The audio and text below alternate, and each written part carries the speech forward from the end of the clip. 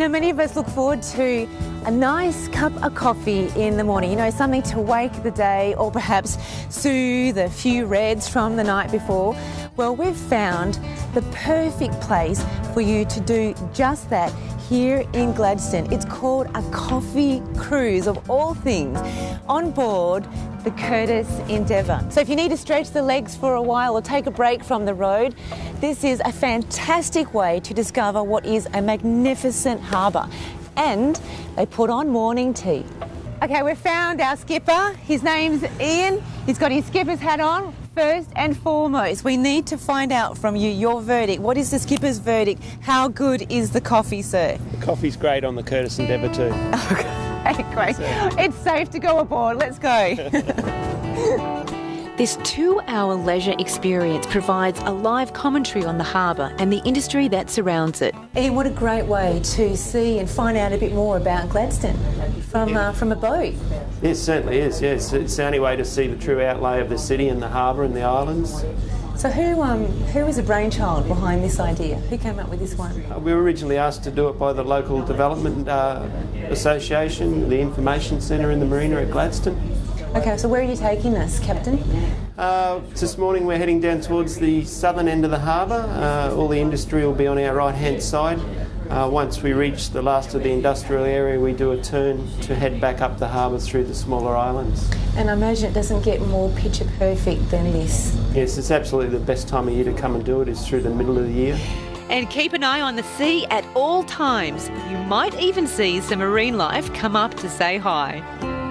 Now, with the Barney Point facility, it has 9 different zones. So that means it's 9 different types of coal. And when the shipping companies inform the Port Corporation of what they're wanting, these large dozers then choose the type of coal that is on the manifest, and then they put that onto or into a hopper, and it is then conveyed out to the loader and loaded onto the ships. Got to have a feed, so it's time for morning tea, and there's no need to queue with the service bar open the entire cruise. The Curtis Endeavour 2 really is great. You can easily find a quiet space to enjoy the morning rays alone, or if you're looking for some company, there's no shortage of friendly faces either to have a cuppa with, and they're from all over Australia. Lorraine, you're from New South Wales. What brought you on board? We came up for my sister-in-law's 60th birthday party, so we've been up here since last Thursday. And what do you think of the trip? Love it. Beautiful. It's lovely to see all the water and the scenery. It's beautiful. Okay, and the coffee? Beautiful. I had a beautiful cup of tea, I had tea and a lovely muffin. Yeah, really enjoyed that. On our left-hand side, we have Diamantina Island, and it's also known by the locals as Garden Island because of the coconut palms and things there.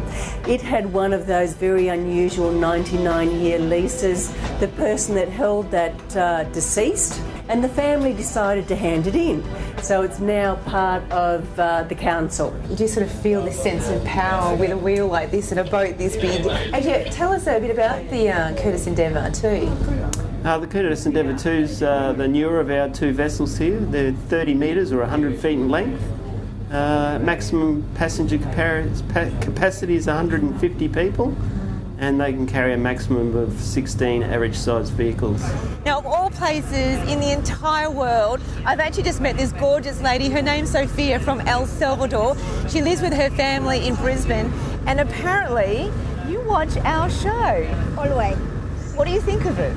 Oh, the program is very interesting because we can see, many places and beautiful program. It's very nice. Congratulations.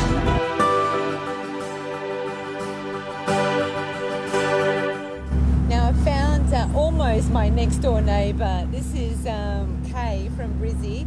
And what do you think about the journey today?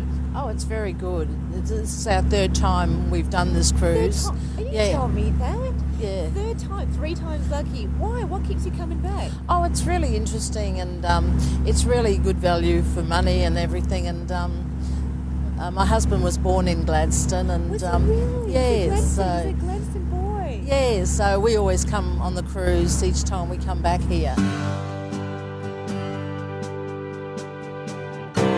Section. Well, have a look who I found. Kay's other half, Ellen. Hello. Hello.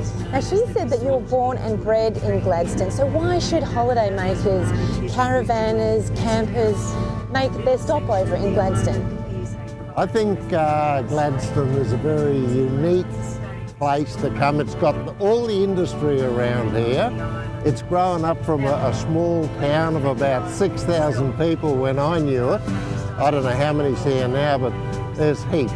And the harbour has so much to offer for visitors. This coffee cruise is marvellous.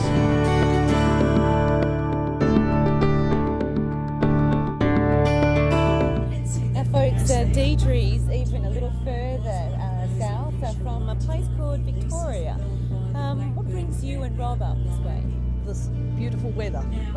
And tell us about the journey that you're both on. Well, we came up to Kidman and to Charleville and then came across towing a tortoise. And how's it been so far? Where are you going? We're going from here down to Elliott Heads, and we're staying there for quite a while before we head back home. And how have you found this particular trip on the Curtis Endeavour? Yeah, great, very interesting. And what do you love most about Gladstone? Well, it's very diverse. There's so much to see and, you know, lots of different things. Would you come back up? Yes. Do you think you'd cross over a border and then another border and become a Queenslander? No. Sorry about that. The coffee cruise departs from the Curtis Ferry Terminal every Wednesday from April until September, but be sure to book ahead because it is very popular.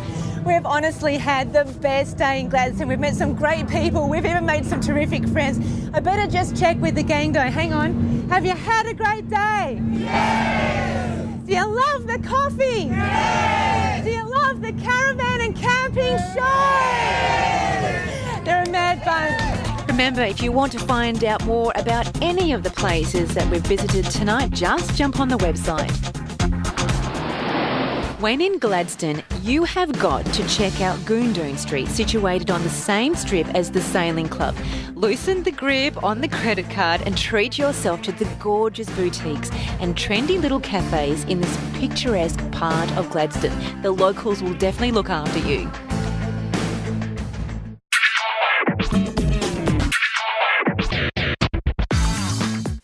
When in Gladstone, you've got to make your way to Auckland Hill Lookout, where shipping in Gladstone first began.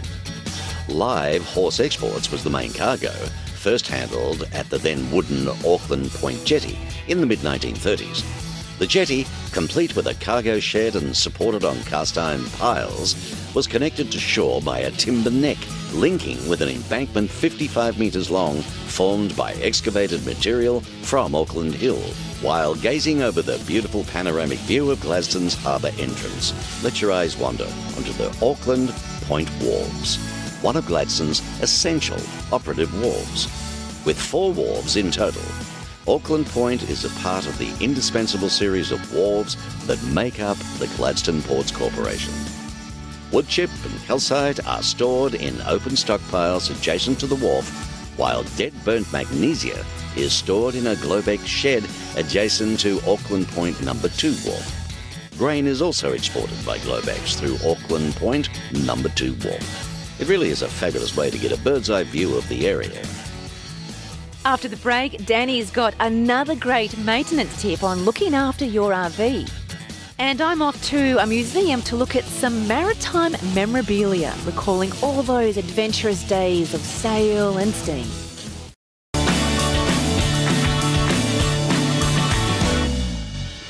The top spot was brought to you by Aussie Traveller.